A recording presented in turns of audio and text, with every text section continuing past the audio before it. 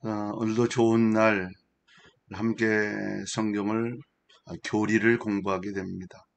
한 2주 정도 휴강을 했죠. 지난번에는 이제 창세기를 공부했고 이번 시즌은 기독교 교리에 대한 내용을 함께 공부하려고 합니다.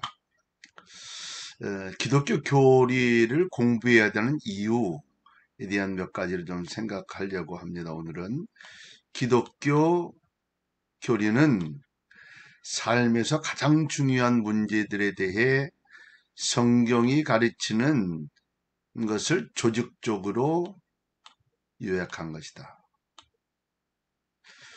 기독교 교리가 성경이 가르치는 것을 조직적으로 요약한 것이다. 자, 그러면 성경이 먼저예요? 교리가 먼저? 교리보다도 성경이 먼저죠. 많은 사람들이 교리를 공부하다 보면 우월감에 빠져가지고요. 내가 교리를 잘 알아. 뭐 이렇게 이야기해가지고 마치 성경보다 더 위에 있는 것처럼 생각하는 그렇지 않다는 걸 꼭 기억하셨으면 좋겠고. 교리는 다음과 같은 질문에 대해 하나님께서 어떻게 말씀하실까를 연구한 것이다. 옳고 그른 것을 어떻게 결정할 것인가.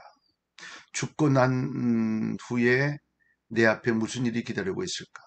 왜 착한 사람들에게 나쁜 일이 일어나는 것일까? 왜 사람들은 그런 식으로 행동하는 것일까? 내가 간절히 원하는 삶을 어디서 찾을 수 있을까? 교류를 통해서 우리는 이런 부분들을 또 배워가고 알아갈 수 있는 기회가 될 것입니다. 교리는 전혀 무미건조하거나 지루한 것이 아니다. 찰스 스윈들은 교리에 대해 이렇게 말을 합니다. 나무에게 뿌리의 역할과 같은 것이 그리스도인에게는 교리의 역할이다. 뿌리. 그것이 바로 교리의 역할이다. 우리는 거기서 정서적 안정, 정신적 성장의 자양분뿐만 아니라 영적 에너지와 판단력을 얻는다. 뿌리로 돌아감으로써 우리는 우리가 정확히 어디에 서 있는지 현 상태를 결정할 수 있다. 그리고 하나님이 원하는 삶을 살도록 우리 자신을 무장할 수 있다. 뭐가요? 교리가. 이 교리를 공부하면서 여러분이 가장 많이 듣게 될 단어는 신학. 신학의 실제적인 정의는 이해를 추구하는 믿음이다. 신학이라는 단어는 문자적으로 하나님에 대한 연구를 뜻한다. 연구는 신학의 중요한 부분이다. 연구하며 이해하려 애쓰는 것이 신학이다. 뭘? 하나님에 대한.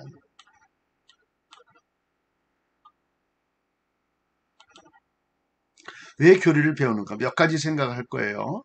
하나님에 대한 진리를 아는 것이 하나님을 더 잘 알게 도와주기 때문이다. 진리를 아는 것이 하나님을 더 잘 알게. 그러니까 교리를 배우는 것은 하나님을 더 잘 알게 도와주기 때문이다. 제임스 베커는 이런 말을 했어요. 우리가 세상의 주인이시며 세상을 다스리시는 하나님을 모른 채 살아가야 한다면 너무 비참할 것이다. 하나님을 모르는 이들에게는 세상은 이해할 수 없고 미쳐 돌아가며 고통스러운 장소일 것이다. 제임스 베커는 이런 말을 했습니다. 두 번째는 지식은 신앙의 기초이기 때문이다. 히브리서 6장에 보면 그러므로 우리가 그리스도의 도의 초벌을 버리고 죽은 행실을 회개함과 하나님께 대한 신앙과 세례들과 안수와 죽은 자의 부활과 영원한 심판에 관한 교훈의 터를 다시 닦지 말고 완전한 데 나아갈지니라. 우리 모두는 자신의 가치관을 통해서 살아갈 방향을 결정하게 되죠. 바로 지식이 그런 역할을 한다. 가치관을 형성하고 살아갈 수 있는 신앙의 기초가 된다. 세 번째는 나의 영혼을 살찌우기 위해서다. 물이나 붉은 죽만 먹고 지내본 적이 있는가? 어떤 기업이 들었는가? 불과 며칠도 안 돼서 씹어 먹을 수 있는 당근 하나라도 얻을 수 있다면 그 무엇이라도 내놓을 수 있을 될 것이다. 누구나 씹을 수 있는 단단한 음식을 필요로 한다. 그것은 다 자란 어른이라는 증거다. 여러분의 몸을 지탱해 줄 단단한 음식이 필요한데 그게 뭐예요? 그게 바로 교리다. 교리는 우리의 영혼을 위한 단단한 음식이다. 달리 말하면 영혼의 양식이다. 바울이 디모데를 격려한 것을 보자. 내가 이것으로 형제를 깨우치면 그리스도 예수의 좋은 일꾼이 되어 믿음의 말씀과 내가 따르는 좋은 교훈으로 양육을 받으리라.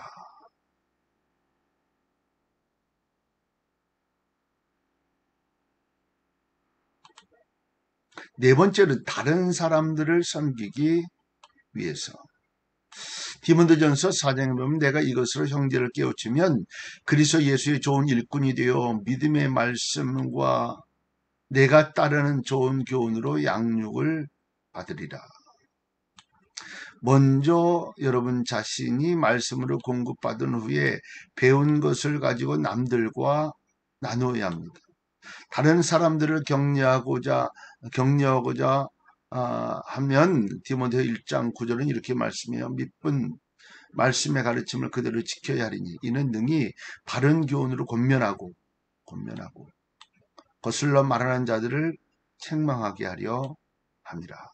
이 교리는 다른 사람들을 진정으로 섬기기 위함이다. 다섯 번째는 잘못된 길로 들어서지 않게 하기 위해서다. 그러므로 너희가 그래서 예수를 주로 받았으니 주 안에서 행하되 그 안에 뿌리를 박으면 세움을 받아 교훈을 받은 대로 믿음에 굳게 서서 감사함을 넘치게 하라. 누가 철학과 헛된 속임수로 너희를 사로잡을까 주의하라. 이것은 사람의 전통과 세상의 초등학문을 따름이요 그리스도를 따름이 아니니라.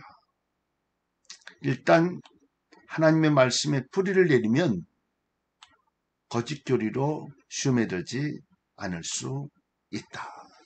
참 교리를 배우는 아주 중요한 이유 가운데 한 가지죠. 잘못된 길로 가지 않도록. 여섯 번째는 생각이 행동을 결정하기 때문입니다. 대적 그 마음의 생각이 어떠하면 그 위인도 그러한지. 신념이 행동을 결정하고요. 생각에서 행동이 나온다.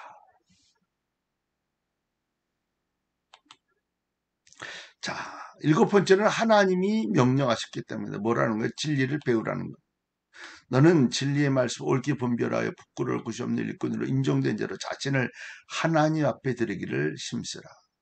진리를 배우는 진리를 알므로 진리를 적용할 수 있다.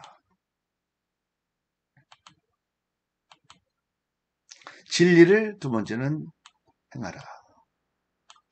시편 25편은 우리가 평생 동안 매일 드려야 할 기도이다. 주의 진리로 나를 지도하시고 교훈하소서. 주는 내 구원의 하나님이시니 내가 종일 주를 기다리나이다. 디도서 1장 1절의 말씀도 나 바울이 사도된 것은 하나님이 택하신 자들의 믿음과 경건함에 속한 진리의 지식이다.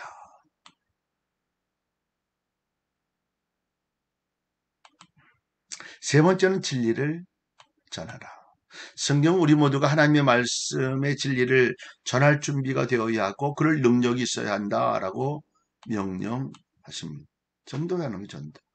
너희 마음의 그리스도를 주로 삼아 거룩하게 하고 너희 속에 있는 소망에 관한 이야기를 묻는 자에게는 대답할 것을 항상 준비하되 온유와 두려움을 하고.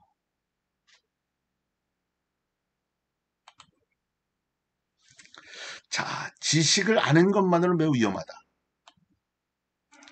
그냥 많이 공부하는 사람들이 위험하고 많이 아는 사람들이 위험해요. 독선에 빠질 수 있거든. 지식은 기초가 되지만 시작일 뿐이다. 많은 성도들이 교묘한 덫에 걸린다. 사단은 우리의 지식에 기초 위에 하나님께서 건축하실 놀라운 것들을 미리 알기 때문에 우리를 잡기 위한 올부를 놓는다. 그는 우리가 이런 생각을 하도록 유혹한다. 나는 정말 많이 알아. 사실 교회에서 내 옆자리에 앉는 사람보다 훨씬 더 많이 알아. 어쩌면 목사님보다 더 많이 알지도 몰라. 내가 얼마나 많이 아는지에 대해 자부심을 가져야 해. 사단은 여러분을 지식 속에 가두고 싶어 한다. 그러나 기초를 닦고 그 위에 아무것도 세우지 않는다면 그 기초가 무슨 소리입니까? 어떻게 하면 이 덫을 피할 수 있을까? 몇 가지가 있는데요. 지식은 분별과 균형을 이루어야 한다. 내가 기도하노라 너희 사랑을 지식과 모든 총명으로 점점 더 풍성하게 하사 너희로 지극히 선한 것을 분별하여 또 진실하여 허물 없이 그리스도의 날까지 이르고.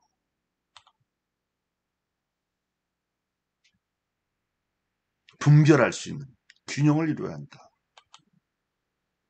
두 번째는 지식은 은혜와 균형을 이루어야 한다. 은혜와. 오직 우리 주, 곧 구주 예수 그리스도의 은혜와 그를 아는 지식에서 자라가라. 우리는 은혜와 지식의 양면에서 성장해야 한다. 지식이 많아서 은혜가 떠나가는 사람들도 우리 주변에는 많다. 아는 것보다 더 중요한 은혜롭게 사는 거죠. 은혜를 결여한 지식, 하나님과의 친밀한 관계를 회복하지 않으면서 하나님에 대해 배우기만 하는 것은 율법주의로 귀결된다.